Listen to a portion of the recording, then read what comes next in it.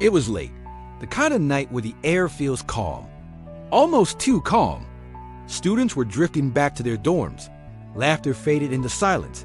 Lights began to turn off one by one. But somewhere on this campus, a young woman was about to vanish. Her name was Kristin Smart. She was 19 years old. A freshman, far from home, but full of hope. On the night of May 24, 1996, Kristin attended a party near her college campus in California. It wasn't unusual, just another weekend night. Though what happened after that party would become one of the most haunting unsolved mysteries in American college history, because Kristin never made it back to her dorm. There were no signs of a struggle, no witnesses who saw anything suspicious, no emergency calls, just a quiet, unexplained disappearance. Kristin was last seen walking across campus in the early morning hours. She had been drinking. She appeared unsteady. Friends were concerned, so someone offered to walk her home. That decision, just a few steps on a dark pathway, would change everything. The next morning, Kristin's dorm room told a chilling story. Her bed was untouched. Her shoes were still there. Her phone never rang. She didn't pack. She didn't leave a note. She didn't say goodbye. Kristin Smart had simply vanished. As hours turned into days, panic spread across campus. Search teams combed the area. Posters went up everywhere. But the trail went cold almost immediately. And the most terrifying part? Someone had been with her during her final moments. Someone who walked her part of the way, and then walked away, or so they claimed. What really happened during that final walk? Why did no one hear anything? And how does a college student disappear without leaving behind a single trace? Tonight on Unsolved USA, we begin the chilling story of Kristin Smart, a young woman who should have been safe, but never made it home. Before Kristin Smart became a headline, before her name was linked to searches and courtrooms, she was simply a daughter, a sister, a friend. Kristin Denise Smart was 19 years old when she vanished. She had just finished her first year at California Polytechnic State University, Cal Poly. Kristin was described as kind, responsible, and fiercely independent. She was tall, athletic, and confident. Someone who looked out for others. Her parents trusted her. She checked in. She followed rules. She didn't disappear without explanation. Kristin had worked hard to get into college. She was excited about her future. Classes, friends, plans she was only beginning to imagine. Nothing about her life suggested she would simply walk away. That's what made her disappearance so disturbing. When Kristin didn't show up the next morning, her friends knew something was wrong. She missed scheduled plans. She didn't answer her phone, and she never failed to show up without telling someone. As concern turned into panic, her family was notified. For her parents, the phone call was every parent's nightmare. Their daughter hadn't come home. No one knew where she was, and hours were already slipping away. Yet at that moment, no one could have imagined what lay ahead. A search that would stretch across decades. A case filled with unanswered questions. And a truth that would take years to begin surfacing. Because Kristin Smart wasn't just missing. She had vanished at a place where she should have been safest, on her own college campus. And the people who last saw her were about to become central figures in one of the most controversial investigations in modern true crime history. The party wasn't supposed to matter. It was just another off-campus gathering. Loud music, drinks, students celebrating the end of the week. Nothing about it felt dangerous. Kristin arrived with friends. She laughed. She talked. She blended in. But as the night went on, people noticed something. Kristin wasn't feeling well. She had been drinking. She looked tired. And as the party began to thin out, she decided it was time to leave. It was early morning now. The campus was quiet. The kind of quiet that feels safe. Until it doesn't. Several students began walking back toward campus together. Kristin was with them. Witnesses later said she appeared unsteady. She stumbled. She needed support.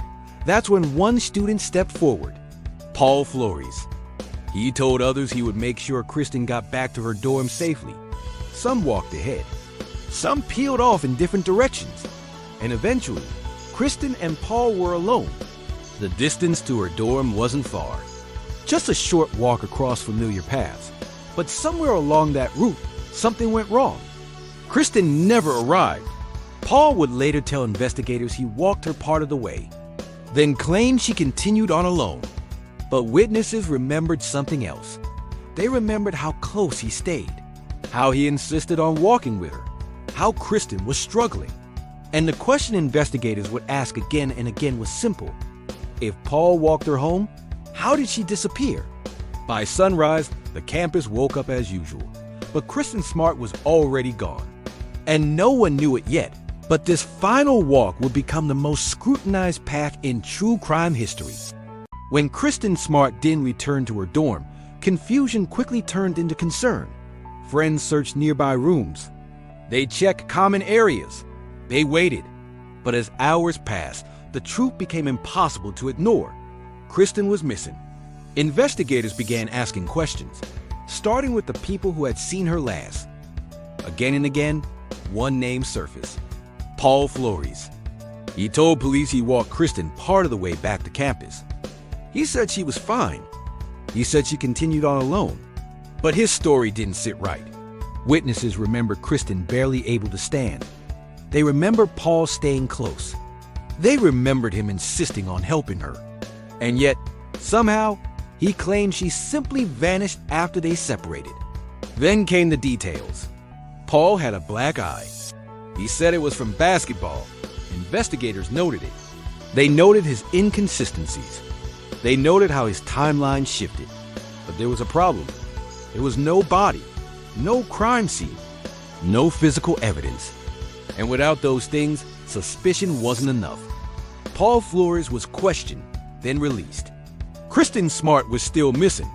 And the most terrifying realization began to sink in. The last person to see her alive was walking free. By the next morning, the campus was no longer calm. Sirens echoed. Volunteers gathered. Search teams spread out in every direction. Kristin Smart's disappearance was now official. Police searched dorms. They searched nearby buildings. They combed fields and trails surrounding the university. Dogs were brought in. Helicopters scanned from above. Posters with Kristin's face appeared across campus, then across the state. Students stopped attending classes. Parents flooded the university with phone calls. How could someone vanish from a college campus without a trace?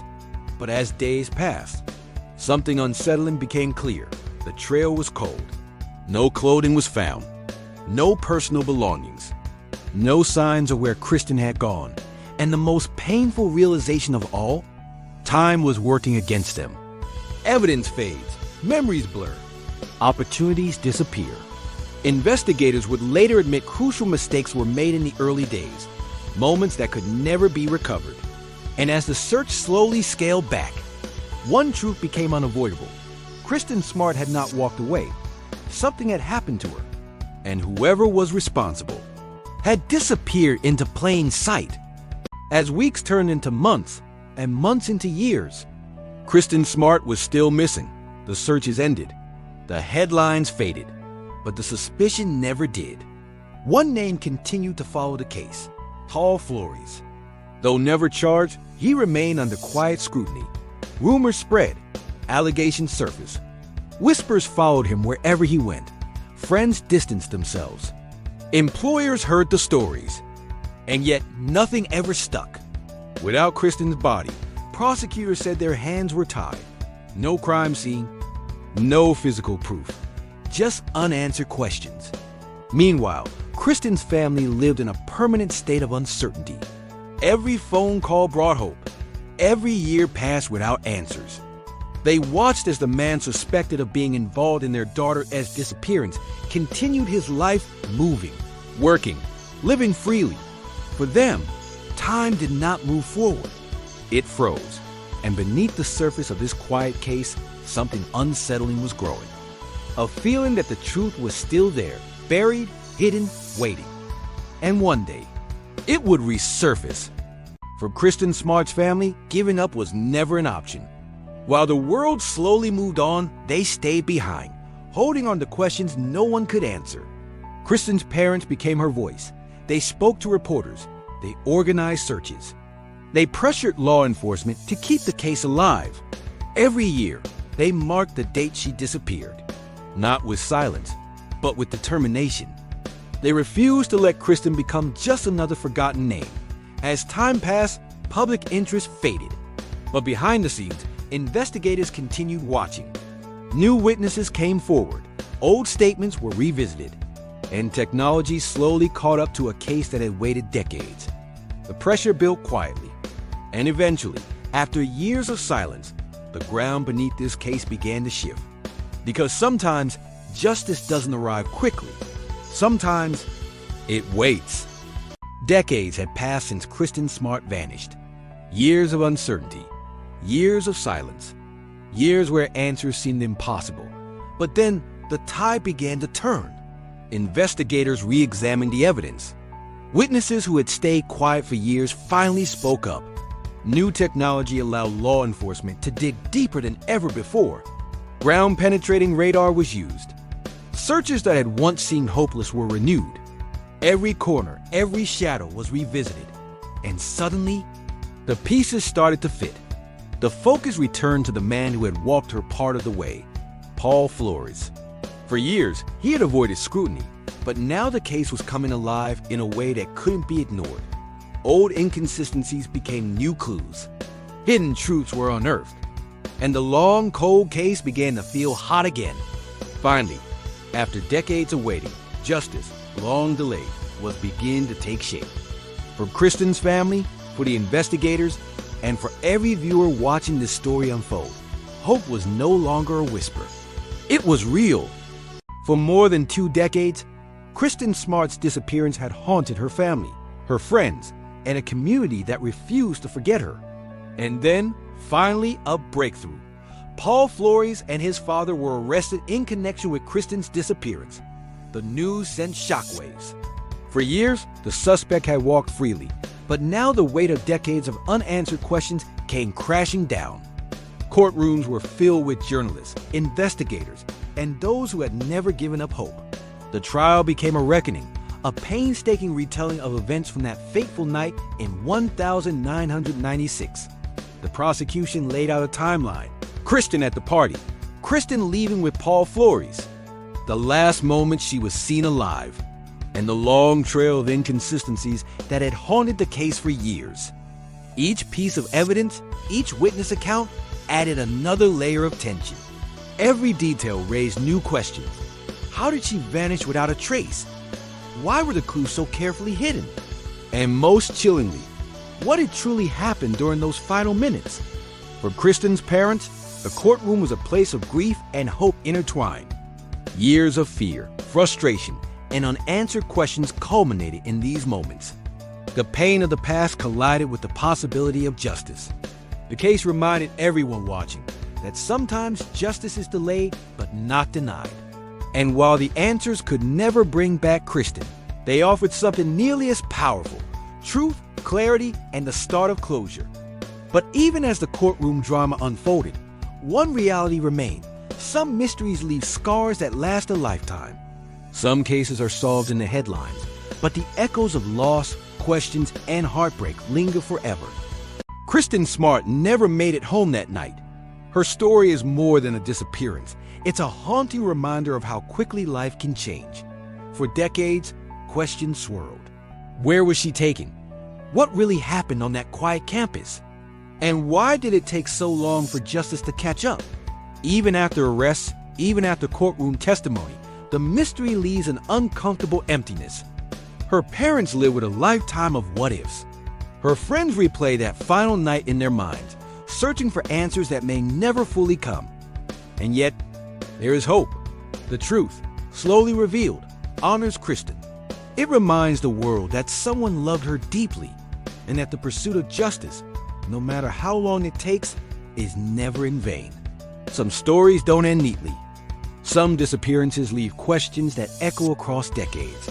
But telling the story matters, remembering matters, and keeping her memory alive matters. Tonight on Unsolved USA, we honor Kristin Smart, a college student whose life was stolen, but whose story refuses to be forgotten. If you believe every mystery deserves to be remembered, subscribe to Unsolved USA, because some truths are too important to let fade away. And as we close this chapter, one thing is clear. Some disappearances leave scars that last a lifetime, and some mysteries refuse to stay buried.